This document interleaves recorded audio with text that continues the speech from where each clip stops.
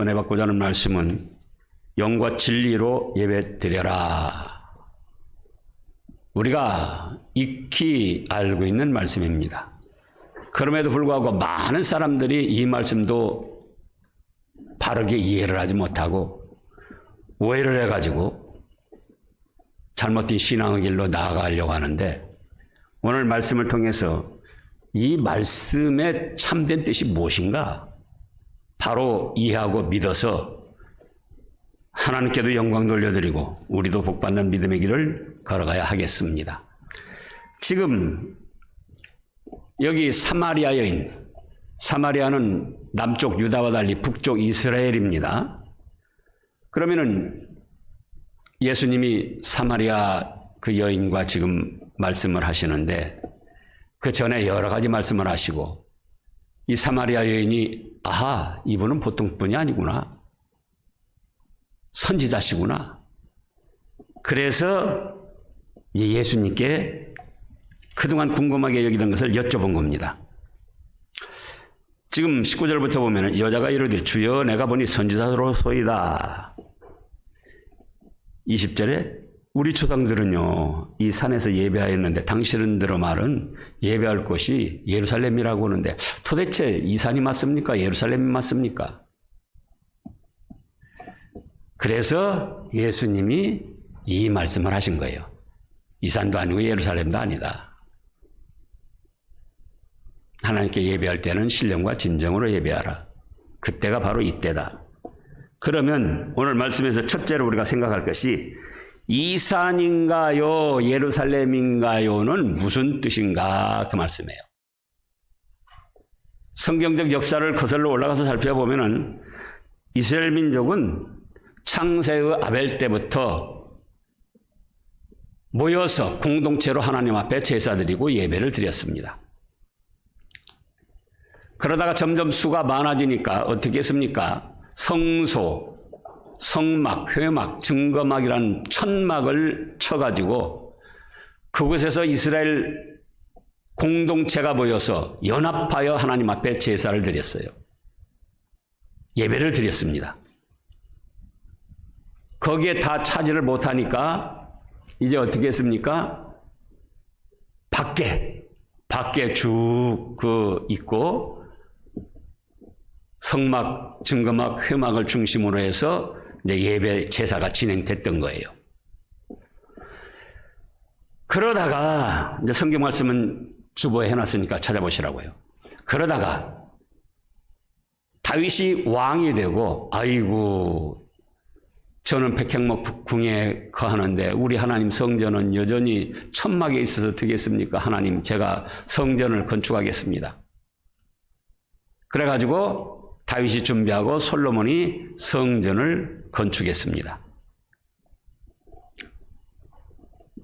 그래서 이제 한 40-50년 내려왔는데 솔로몬 아들 르호보암 때에 르호보암이 바로 하지 못하고 솔로몬이 노년에 우상 섬긴 것이 올무가 돼가지고 여로보암이라는 사람이 반역을 했습니다. 그래가지고 예루살렘에서만 하나님의 성전이 있고 공동체로 예배드리던 장소가 북쪽 베델이라는 곳에 제단이 생겼습니다. 그렇게 해서 하나로 있던 이스라엘 공동체의 예배 장소가 둘로 나누어지게 됐던 거예요. 그러다가 이제 바벨론 침략으로 해서 성전도 무너지고 북쪽 이스라엘 제단들도 무너지고 바벨론 포로로 잡혀가서 70여 년간 있다가 돌아왔습니다. 지금 우리가 오후에 에스라 하는데 그렇게 해서 돌아왔더니 다 황폐하고 무너졌던 거예요. 그래서 다시 이스라엘 백성들을 예루살렘에다가 성전을 재건을 했습니다. 자기들이 하고 싶어서 한 것이 아니고 지난주 오후 말씀대로 하나님께서 고레스 왕을 감동시켜가지고 고레스 왕의 권한으로 많은 사람들과 재물을 돕도록 해가지고 그래서 무너졌던 예루살렘 성전을 건축을 했는데 북쪽 이스라엘 사람들은 다시금 그리심산이라는 곳에다가 제단을 또 만들었어요. 그래가지고 다시 예루살렘 성전과 그리심산이라는 그곳에 제단이 만들어져 가지고 두 곳이 됐습니다. 그래가지고 약 400여 년 동안 내려오면서 예수님 당시까지 내려왔던 거예요. 그러니까 이 사마리아 북쪽 이스라엘에 사는 이 여인은 도대체 예루살렘 성전에서 하나님께 제사 드리는 게 나은가? 이곳 그리심산에서 제사 드리는 게 나은가? 서로 자기들 있는 곳이 옳다고 그러는데 예수님 궁금합니다. 그래서 예수님이 이 산에서도 말고 예루살렘에서도 말라고 하셨는데, 자, 여기서 우리가 알아야 될 거는 그 이 산이나 예루살렘은 어떤 곳이냐? 개인이 예배드리는 처소나 장소가 아니고 남쪽 유다 나라 전체가 공동체로 연합하여 드리는 예배 장소였고, 북쪽에도 이스라엘 전체가 연합해서 공동으로 예배드리는 장소였다 그거예요. 그래서 예수님이 말씀하신 것도 예배드리는 데 있어서 개인이나 가족들이 뭐 아무 데서나 드리는 그걸 말씀하신 것이 아니고 믿음의 공동체가 모여서 예배드리는 장소가 예루살렘이나 그리심산뿐만 아니라 이제는 믿음의 공동체로 예배를 드릴 때 이것도 좋고 저것도 좋고 그래서 런던도 좋고 뉴욕도 좋고 모스크바도 좋고 북한도 좋고 동경도 좋고 대구도 좋고 대전도 좋고 광주도 좋고 공동체로 드리는 예배를 개인이나 가족 예배로 찢어가지고 아무 데서나 드리면 된다는 뜻이 아니고 공동체로 드리는 공동체 예배를 이제는 어느 곳에서나 드려도 괜찮다. 그런 뜻이었습니다. 그런데 요즘에 비대면을 주장하는 그 목사들이 뭐라고 그러느냐. 여기 봐라. 이스라엘, 뭐 예루살렘 성전도 좋고 이산도 좋고 또 이산 말고 예루살렘 말고 어디서나 드려도 된다고 그랬는데 그러니까는 가족이 또는 개인이 어디서든지 흩어져서 드리면 그것이 교회고 하나님께 예배드리는 거다.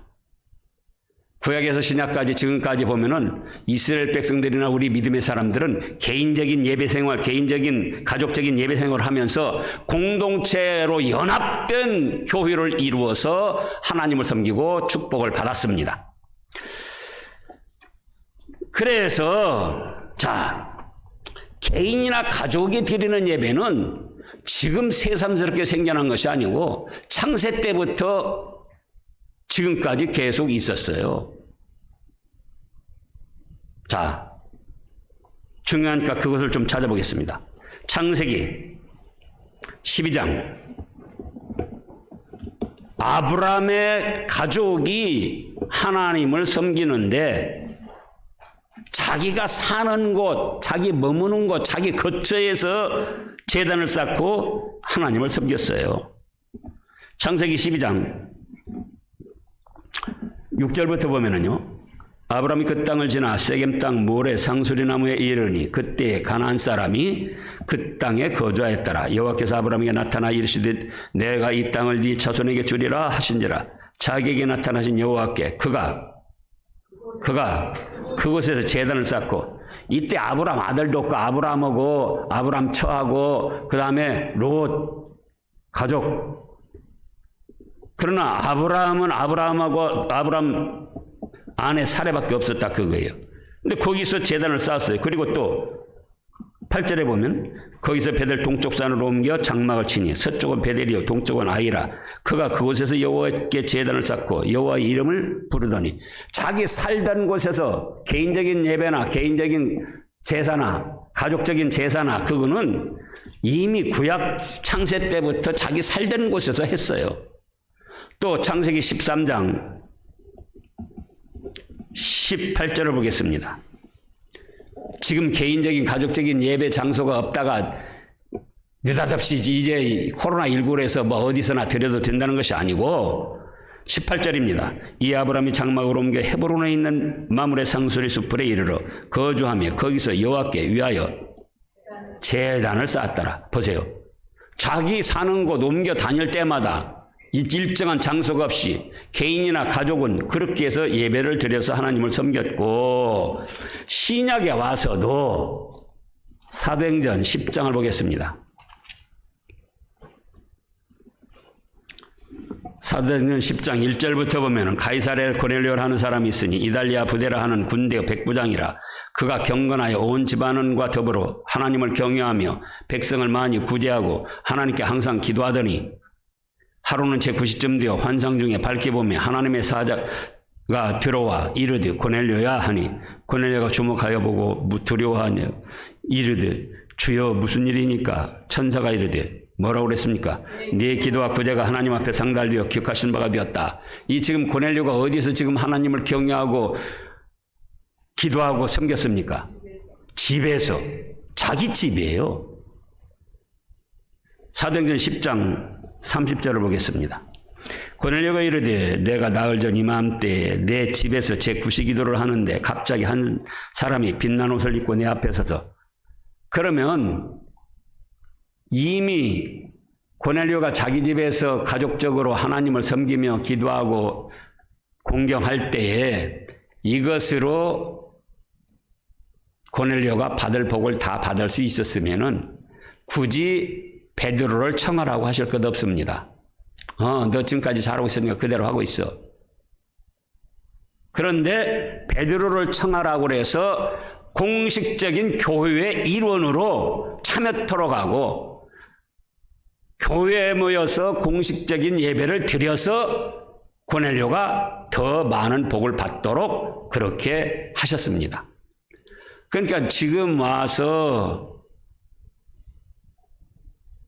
요한복음 4장에 있는 이곳입니까 저곳입니까 예루살렘입니까 이스라엘입니까, 그것이 개인적인 예배를 어디서나 드려다 된다고 하는 것은 이미 개인이나 가족은 창세 때부터 구약에도 신약에도 다 자기 있는 처소에서 드렸다 그거예요. 그러면 이곳입니까 예루살렘입니까? 그것은 무슨 예배라고요? 이스라엘 공동체가 연합하여 교회를 이루어 드리는 예배. 그 예배를 이곳이나 저곳이나 어느 곳에서나 드려도 된다는 그런 뜻이지, 그 예배를 찢어가지고 개인이나 가정이나 어디서나 드려도 된다는 뜻이 아니었다 그겁니다. 그런데 그런 식으로 해석을 하고 나가는 거예요. 그건 잘못된 것입니다. 그럼 이제 교회의 근원과 역사에 대해서 좀 살펴보겠습니다. 자, 구약시대에는 교회라는 용어를 뭐라고 했느냐? 카할이라고 했습니다. 근데 그 카할이라는 뜻이 무슨 뜻이라고 했습니까? 소집, 모으다 그런 뜻이에요. 또 에다라고 했습니다. 에다라는 뜻도 회중, 모인, 무리, 또 집회 이런 뜻이었습니다. 신약시대에 와서는 뭐라고 했느냐? 내내 구약의 칼 에다를 갖다가 쉬나고게, 그런데 그것도 함께 모인 것 그렇게 했습니다. 회당, 함께 모인 무리. 그리고 또 뭐라고 했습니까? 에클레시아라고 했습니다. 대개 이 에클레시아만 알고 있는데 에클레시아라는 뜻이 뭡니까? 주님께 부름받은 무리. 이제 쉽게 이렇게 하면 그래요. 그래서 그 밑에 이제 교회는 쭉 나왔죠. 예를 들어서 예수님께서 베드로에게 마태복음 16장에서 그랬잖아요. 너는 나를 누구라 하느냐? 너희는 나를 누구라 하느냐? 베드로가 뭐라고 했습니까? 주는 그리스도시요 살아계신 하나님의 아들이십니다. 그래 바요나 시몬아, 내가 옳도다. 그걸 너한테 알게 하냐는 혈육이 아니요 하늘에 계신 아버지다. 내가 네 이 반석 같은 이름 위에 교회를 세울 것이다. 그 교회, 그것이 에클레시아예요. 그래서 더 정확한 뜻을 말하면은 교회란 무엇이냐?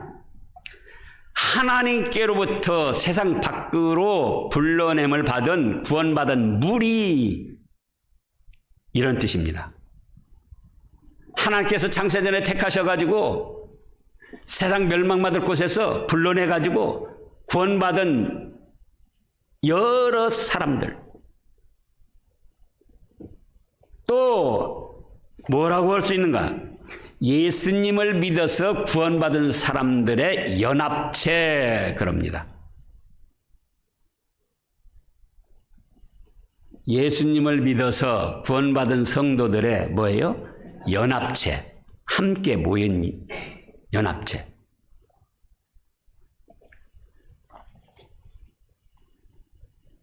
그래서 교회라는 것은 그 공동체가 연합하여 모인 것이 교회지, 모이지 않는 것은 교회가 아닙니다. 그래서 우리 교회 말도 가르칠 교자에다가 회자가 무슨 회자입니까? 모일회예요. 모일회. 그래서 구약에서 신약까지 지금까지 이르러서 교회라는 것은 예수님을 믿는 성도들이 모인 그곳이 교회지, 하나로 나눠져 있고 뿔뿔이 헤어져 있는 건 교회가 아닙니다. 가정에서 예배 드리는 건 교회가 아니에요. 가족 예배고 개인 예배지. 그런데 이제 사람들은 뭐라고 합니까? 그것도 하나님의, 우리 성령님 임하신 하나님의 전이니까 가족에서 예배 드려도, 개인 예배 드려도 교회다, 그렇게 우겨대는데, 그건 이미 구약시대부터 신약시대부터 가정에서 예배드리고 가족에 예배드리는 거는 원래 있었다. 지금 비대면 예배 주장하면서 그걸 그렇게 붙일 것이 아니다, 그 말이에요. 교회는 뭐라고요? 예수님을 믿어서 구원받은 성도들이 연합한 모인 곳. 그래서 이제 그곳을 찾아보면은 그런 성도들이 모인 장소까지도 하나님께서는 뭐라고 하셨는가? 하나님의 집, 내 집, 또 하나님의 교회, 이렇게 하나님이 친히 명칭을 주시고 부르게 됐던 거예요. 어떤 사람들은 또 그럽니다. 목사들 중에도 조금 안다고 하는 사람이 뭐라고 합니까? 요한에게 교회라는 것이 예수님을 믿어서 중생한 영혼들의 유기적 연합체, 더 신학적으로 말하면 그래요. 그거 복잡하니까 제가 그렇게 말한 거예요. 예수님을 믿어서 구원받은 성도들의 연합체. 그럼 건물이 아니고 성도들의 모임이 교회고, 그렇기 때문에 건물 교회는 구약시대 성전이나 뭐 그런 것으로 생각하면 안 된다. 그래서 예배당이다, 예배 드리는 장소일 뿐이지 예배당이다, 그렇게 몰아붙입니다. 하나는 알고 둘, 셋, 넷은 모르는 거예요. 그렇다면은 지금 그렇지 않다는 것, 건물 교회도 하나님의 성전이요, 하나님의 집이요, 하나님의 교회이라는 것을 성경 말씀을 통해서 살펴보겠습니다. 자, 여러 곳이 있는데 그걸 다 살필 시간이 없고요. 이사야서 56장 7절을 보겠습니다. 이사야서 56장 7절.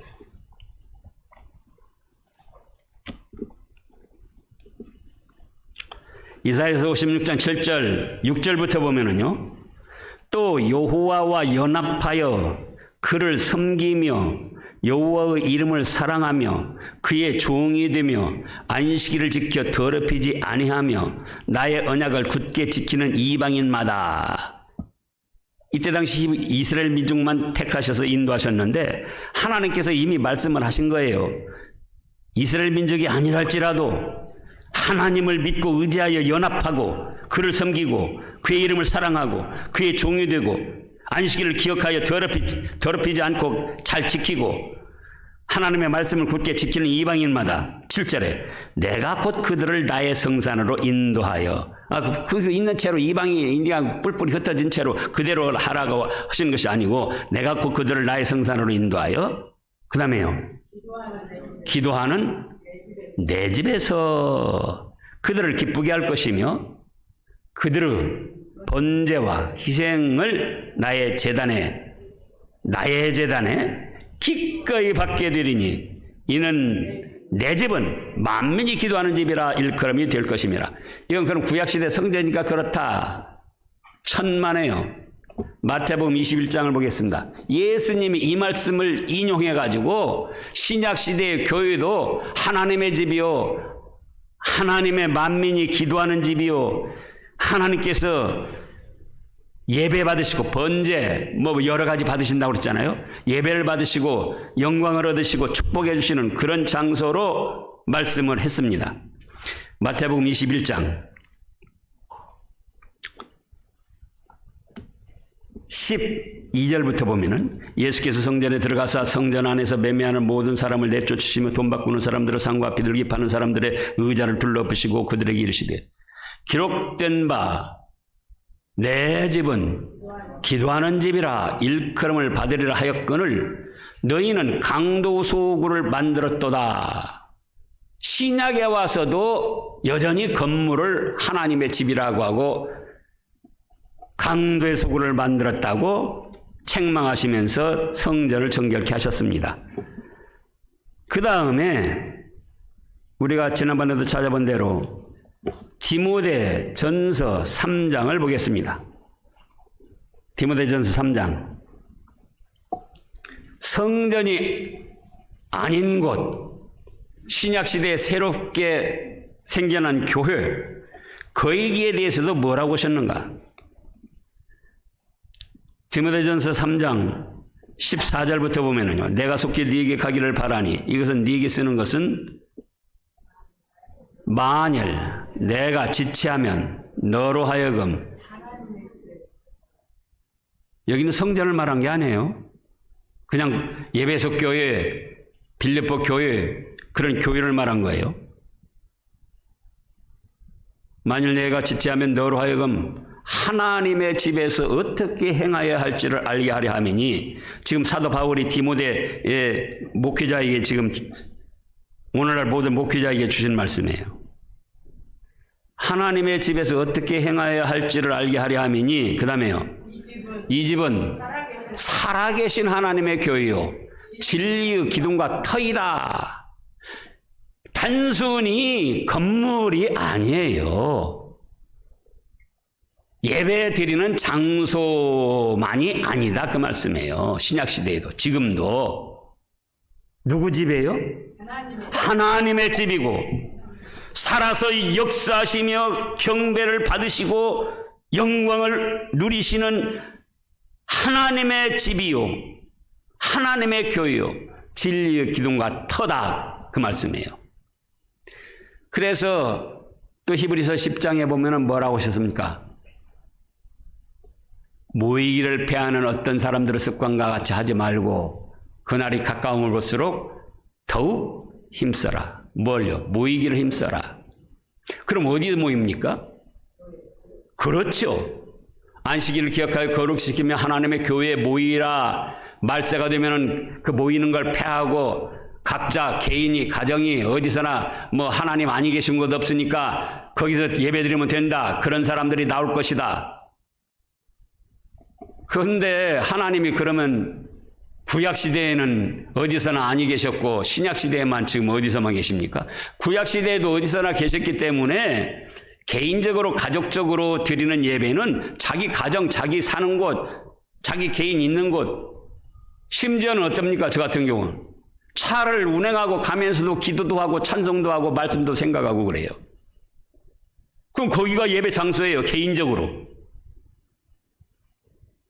그러나 구약에서 신약에 이르기까지 그렇게 개인적인 예배나 제사로는 온전한 신앙생활을 할 수 없고 하나님을 온전히 섬길 수도 없고 연약해서 넘어지고 쓰러집니다. 여러분들이 지금 비대면 예배, 대면 예배 드려보시니까 알 거예요. 어찌할 수 없이 이런 환경에서 비대면 예배를 드리는 거지. 그거를 지금 오늘 요한복음 4장 이산에서도 말고 예루살렘도 말고 그러니까 어디서나 드리면 된다. 공동체 예배를 개인으로 가정으로 찢어가지고 드리라는 그런 말씀이 아니에요. 공동체 예배를 공동체 예배로 부산이든지 대구든지 대전이든지 예루살렘이든지 어디서든지 드려도 된다. 그런 뜻이다. 그 말씀이에요. 그래서 예배 드리는 장소를 구약시대 성전이라고 하고 지금은 이제 성전이라고 하면 안 된다. 그러는데 바로 구약시대나 신약시대나 똑같다 그겁니다. 하나님의 집, 살아계신 하나님의 집, 내 집, 교회. 그래서 참으로 복된 신앙생활을 하려면은 이제 그 다음에 나오겠습니다.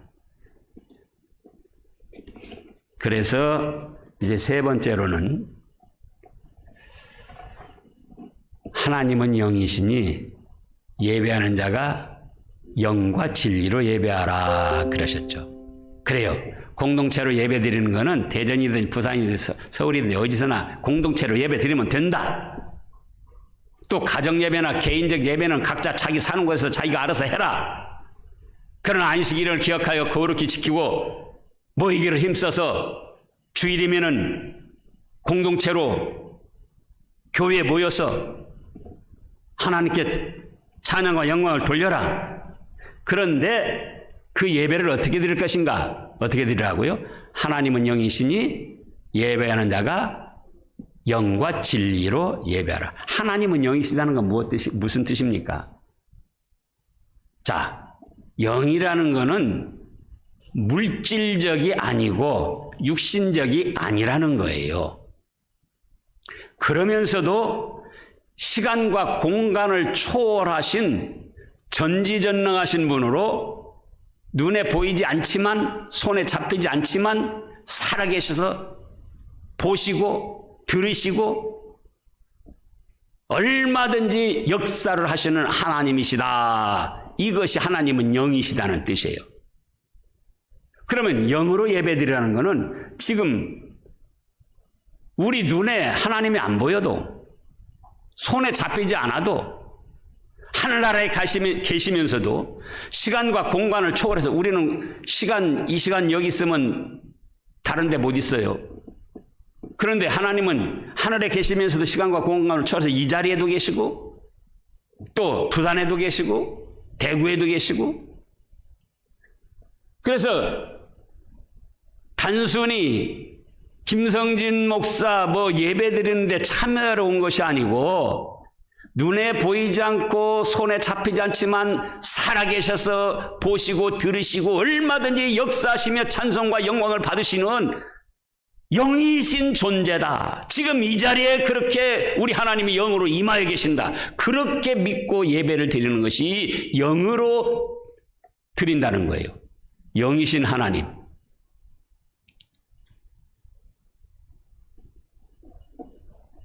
그렇잖아요.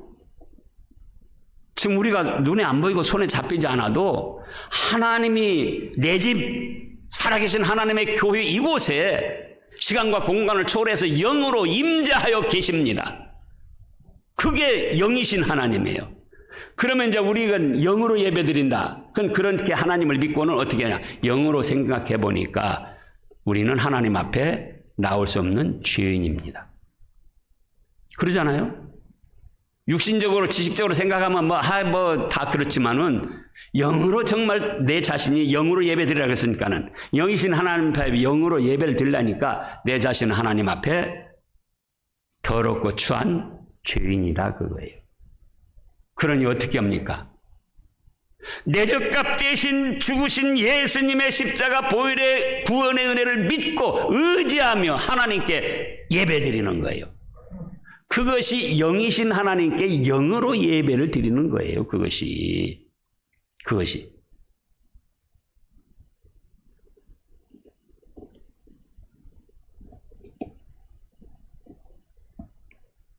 그런데 많은 분들이 이 말씀의 뜻 자체도 제대로 이해를 하지 못하고 있는 거예요. 영이신 하나님, 하나님은 영이시니 그게 무슨 뜻이라고요?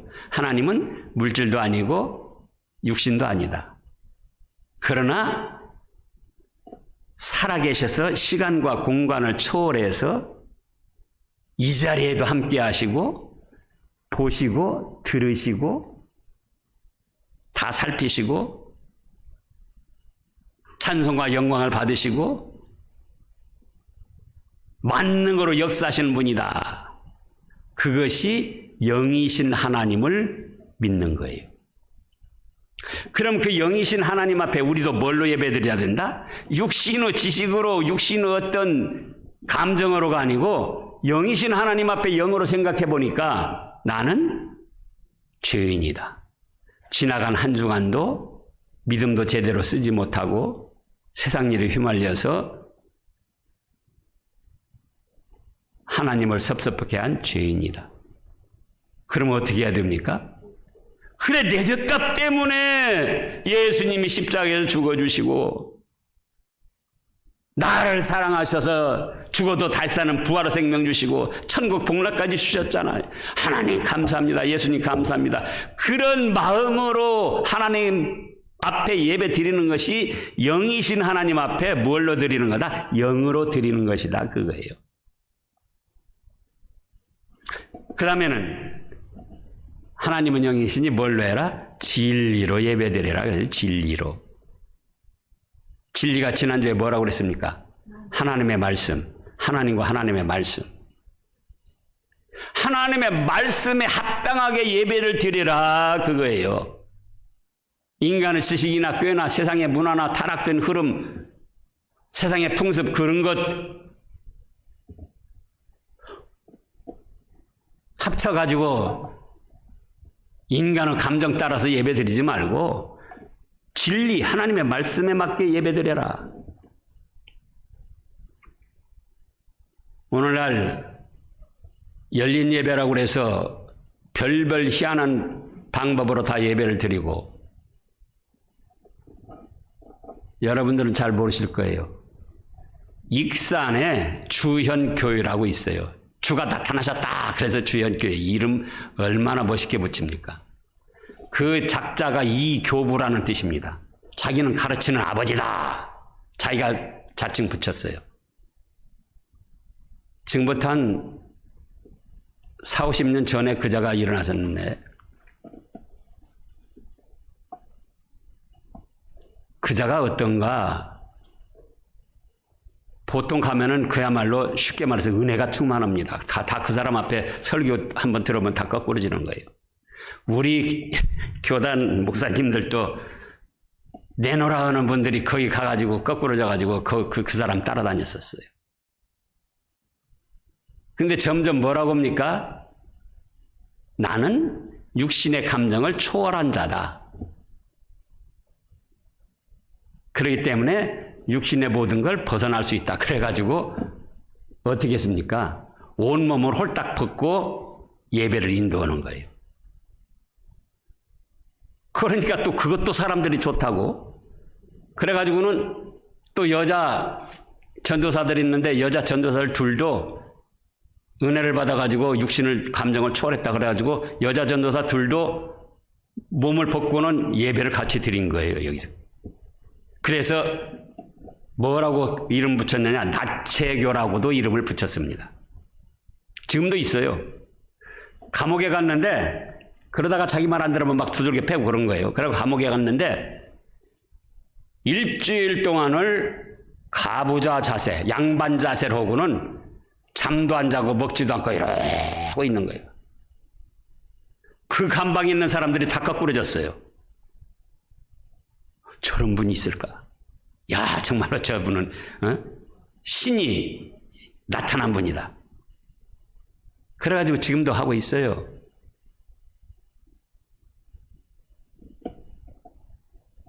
그게 말씀에 맞냐 그거예요. 그들도 예배를 드리고 있는데. 자, 우리가 살펴보면은 이미 최초의 제사에서 하나님께서 나타내 주셨어요. 가인과 아벨이 제가 이따가 말씀하잖아요. 한 날, 한 시에 같은 장소에서 한 형제가 하나님께 제물을 드립니다. 그런데 가인 것은 받지 않으시고 아벨 것은 받으셨어요. 그 원인이 무엇입니까? 아벨은 영과 진리로 제사를 드린 거예요. 카인은 영도 아니고 진리도 아니고 자기 맘대로 감정 내키는 대로 제사 드리는 거예요. 그 증거가 뭐냐?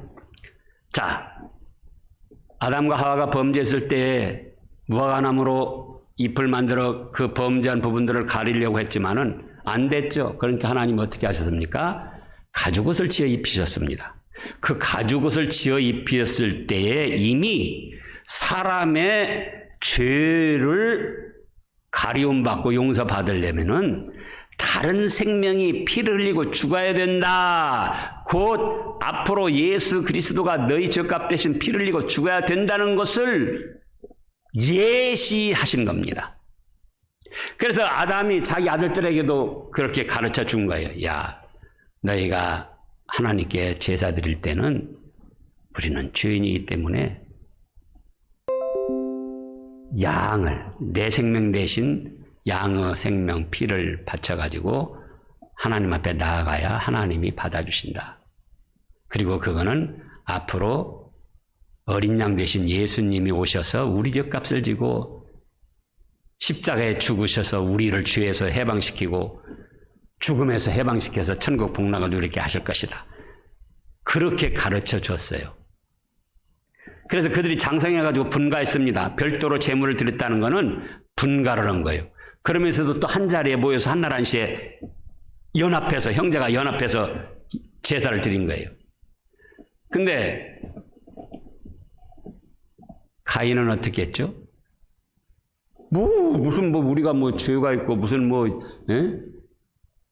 또 영으로 무엇이 어떻게 됐다고. 딴 데가 농사진 거니까 농사진 거 바치면 되는 거야. 그리고 말씀, 나도 그냥 믿음 있어서 하나님 앞에 바치면 되는 거지 꼭 말씀대로 해야 되나? 근데 아벨은 그렇지 않았어요. 그래요. 지금 우리가 이 자리에다 제단을 쌓고 형제가 제사를 드린데도 하나님은 영이시다. 내 눈에 안 보이고 손으로 붙잡을 수 없어도 시간과 공간을 초월해서 이 자리에 함께 하신다. 그렇게 믿고 그러면 나는 죄인 아닌가? 아버지가 또 말씀해 주셨지 않은가? 그러니 나는 내 죄값 대신 희생할 양을 제물로 바쳐야 된다. 그리고 그 양은 누구를 뜻한다고요? 앞으로 오실 예수님, 내 죄값 때문에 희생시키시고 죽어주실 예수님 믿습니다. 그래서 영으로 제사를 드렸던 거예요. 그런 모든 과정이 또 뭐에 맞습니까? 하나님의 말씀에 맞아요. 가인은 하나님의 말씀에 안 맞아요. 진리에 안 맞아요. 그러니까 한날 한시에 같은 장소에서 한 형제가 제사를 드리는데도 하나님께서는 기뻐 받으셨는가 하면은 또 안 받으셔서 저주받은 사람도 있다 그거예요. 오늘날도 마찬가지예요. 우리가 이 자리에 모였는데 영으로 예배를 드려야 된다. 눈에 안 보여도 손으로 만질 수 없어도 뭐라고요? 하나님은 살아계셔서 보고 들으시고 얼마든지 역사하시는 살아계신 하나님이 이 자리에 함께 하십니다. 그렇게 믿고 그에 비해서 저는 죄인입니다. 내 죄값 대신 죽으신 예수님을 믿습니다. 믿고 의지하오니 이 예배를 받아 주시옵소서. 그것이 영으로 드리는 예배다 그거예요. 오늘 또 무슨 소리 하는가 보자. 얼마나 나왔나 사람들이.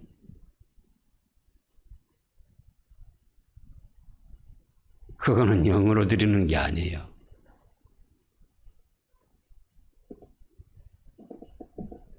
또 말씀에 맞게 성경 말씀에 근거해서 성경 말씀을 선포하고 그 말씀을 받아들이고 그 말씀대로 잘못한 건 또 효에게 하고 그 말씀대로 잘하는 건 더욱 힘을 내서 잘 해나가면서 말씀에 순종해서 살아가려고 애쓰는 그것이 진리에 맞게 진리로 예배드리는 겁니다. 말씀을 듣고도 인간적인 꾀로 인간적인 지식으로 판단하고 저건 내 형편에 안 맞는데 저건 믿음 좋은 사람들이나 할 일인데 저건 목사나 할 일인데 우리들에게 적용시키네. 그건 진리가 아니에요. 성경 말씀에 보면 뭐라고 했습니까? 하나님이 나에게 직접 주시는 말씀으로 받고 또 착하고 좋은 마음으로 받아서 인내로 결실하여 100배, 60배, 30배 열매를 거두라. 이것이 진리로 예배를 드리는 거예요. 근데 오늘 말씀을 보면 뭐라고 그랬습니까? 요한복음 4장으로 다시 가서요.